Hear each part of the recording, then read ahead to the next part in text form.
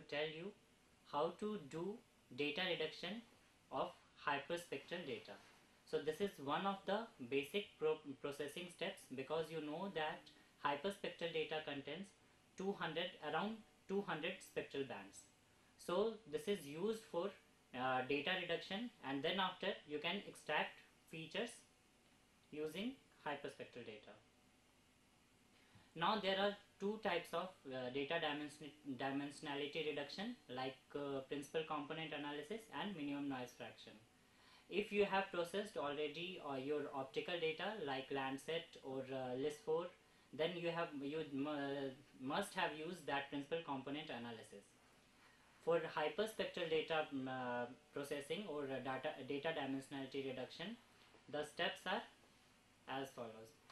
For that, what you have to do, you just open your NV software and go to transform, and in transform go to principal components, forward PC rotation, and then after compute new statistics and rotate. So I think you all have aware about that principal component analysis, the technology. So this is just the processing step, how you can process your hyperspectral data and how you can reduce the data dimension of hyperspectral data. In this practical exercise, I have used Hyperion data as input. Now you must have done already that hyperspectral data atmospheric correction. So for this you have to use atmospherically corrected data. Now step 2 is principal component input file dialog will appear. You just go to open the directory, and wherever you have saved your atmospherically corrected data, you just select that. After that, forward PC parameters dialog will appear.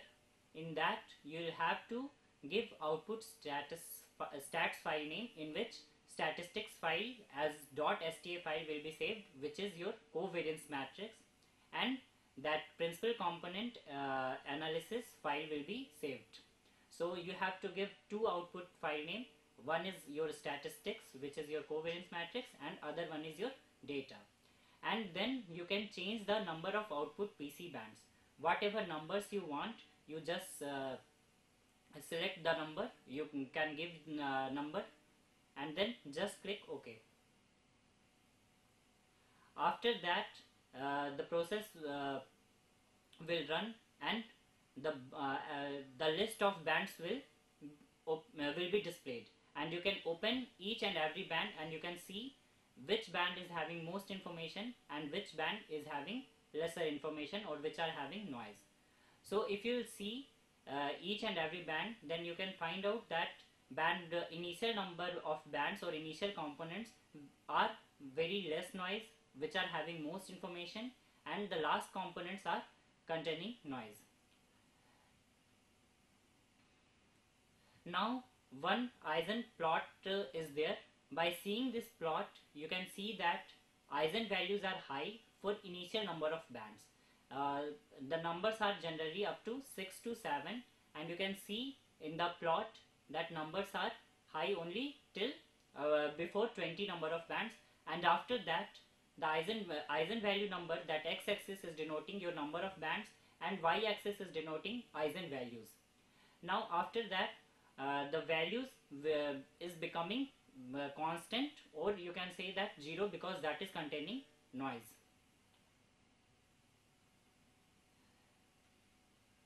The Eisen values have direct relationship with the variance of the data.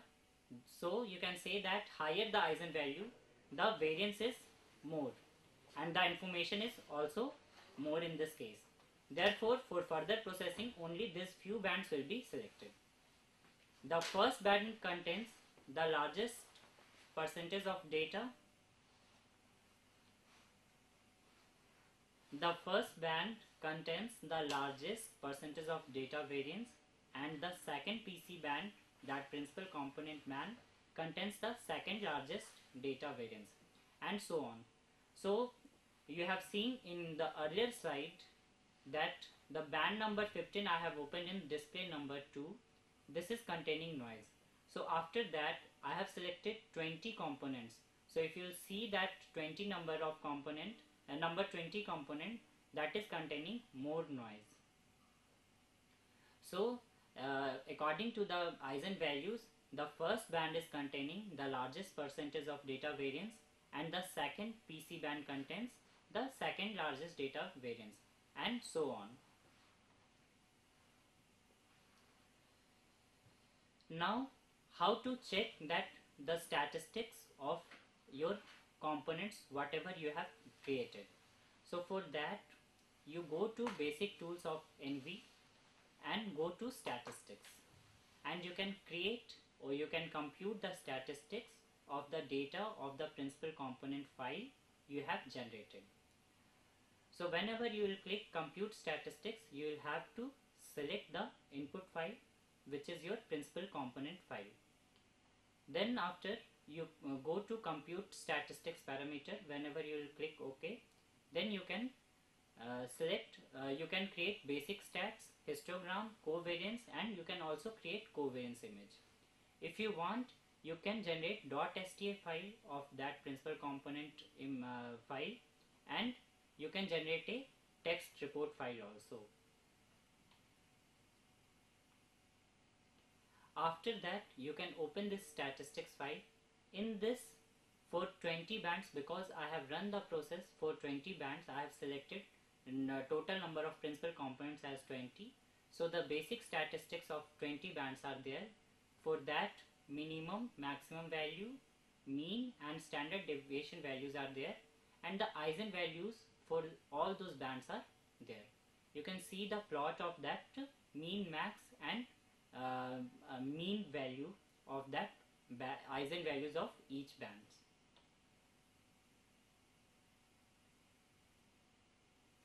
Now coming to the second step, that minimum noise fraction. So for that, you can go to Eisen NV software. This is the second method for data dimensionality reduction. So for that, you go to NV software, transform, MNF rotation, and then forward MNF, and then you can estimate noise statistics from data. After that, again you will have to repeat as you have repeated in principal component analysis. MNF component input file dialog will appear. For that, again you will have to select your atmospherically corrected data. So atmospherically corrected data you can select and give your define your output file name also. After that, forward MNF transform parameters dialog appears. For that, again you can generate .sta file, but in this case, noise statistics file you have to you can generate, and you can generate MNF statistics files also, and then after you can generate MNF image. Now you can see the plot of MNF Eisen values. This is also for here also number of output MNF bands you can change, and then you can for different bands the values is displayed in this plot.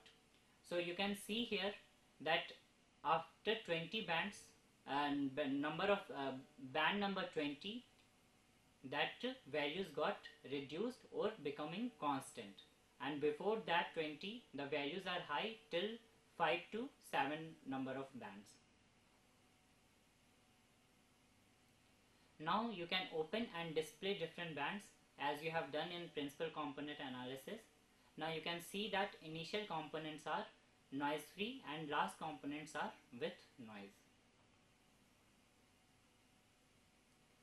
Now again the similar steps whatever you have done for principal component analysis, you can go to basic tools, statistics, compute statistics, and then after you can generate that similar file, basic stats, covariance, histograms and covariance image, and you can see the output file as on the screen, and you can generate the statistics file as .sta and as ASCII file.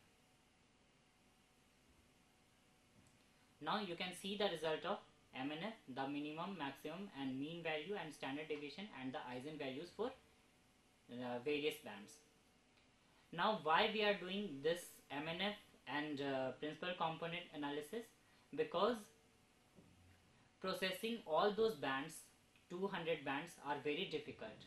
But whenever you have reduced the bands up to 20, or you have seen that after 20 number of bands or before 20 number bands, the image is getting image is giving more information. So you can use that as input for end member selection, which I am going to tell you tomorrow, that how to extract end members using this MNF images.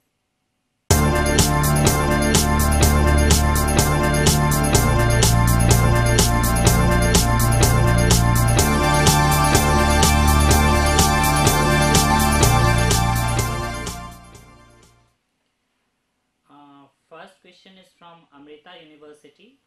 Can you explain PCA once again? So actually, why we are doing PCA? We are doing PCA because there are so many bands which are highly correlated. So suppose you have two band data.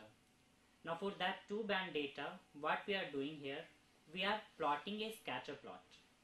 Now in that scatter plot, we are finding that statistics, mean, max, mean, standard deviation. Now according to that mean, what we are doing, we are translating that axis to that mean as the origin, and then after we are rotating that axis so that it is containing more information. So whatever axis is formed by using that as origin and that bands, those bands are principal component 1 and principal component 2. So for that all that 200 bands, we are doing the same process, and then after we are getting the high variance data according to that translation and rotation of that axis, and we are getting more information of that principal by using the principal component analysis, by using all those bands. So by using that, we are reducing the number of bands from 200 to, suppose we are getting 20 bands which are containing more information, maximum information up to 90 to 95% in comparative to your original data sets. So the rest bands are coming as noise, and other the bands which are having, or you can say the first initial principal components, are containing maximum information according to the variance of that eigenvalues and all. Now second is, can we do error matrix in NV from BDU? Error matrix, in which sense you wanted to know that? That is not clear. Error matrix is something like from classification point of view, that if you are doing supervised classification, then how you can generate confusion matrix or error matrix for accuracy assessment. Yes, you can do that in your NV software. So if you are asking me regarding statistics of that principal component analysis, so I told you the steps. But if you wanted to know about the error matrix or confusion matrix for classified data, yes, you can generate that also. Now from BDU again, one question is asked, both PCA and MNF are same. Not exactly, but they are same, because they are also considering that eigenvalues and all. But in that case, in principal component analysis, I told to you that what is principal component analysis, that is based upon that variance. But in case of MNF, what is happening, according to the eigenvalues you have generated, if suppose that is below than 1 or below than 1, so we are assuming that they are containing lot of noise. So but they are also following the similar process, similar mathematics as PCA. But in this case, we are also generating that statistics of noise image. Now in again from BDU, you have asked me that in statistics plot what green lines represent. Actually, if you have seen that curve, that statistical analysis I have generated, in that case we have seen that minimum and maximum values are lying in the range, they are minimum values are going in, means giving negative values, and maximum is having positive value. So this is just representing your origin, that is 0 value, and then after that minimum maximum values are represented by that. So if green line means, I'm not so sure about that green line, but in that case I found this much information only. So if any more information is there about that green line, I will tell you.